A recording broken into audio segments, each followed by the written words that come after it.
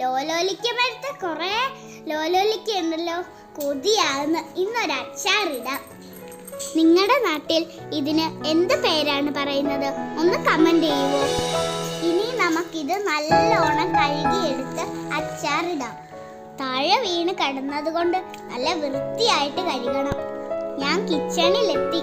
ഇനി ഇത് നല്ലോണം അരിഞ്ഞ് കഷ്ണങ്ങളാക്കും. ഇനി ഈ കഷ്ണങ്ങൾ നമുക്കൊരു ബൗളിലേക്ക് ഇടാം. ഇതിനു ശേഷം കുറച്ച് ഉപ്പ് ചേർക്കുക. ഇനി മുളക് പൊടിയും എണ്ണയും ചേർക്കാം. ഇനി നന്നായിട്ട് മിക്സ് ചെയ്യാം. ഇപ്പൊ നമ്മുടെ അച്ചാറ് റെഡി ആയിട്ടുണ്ട്. ഇനി ഒരു കഷ്ണം കഴിച്ചു നോക്കിയാലോ?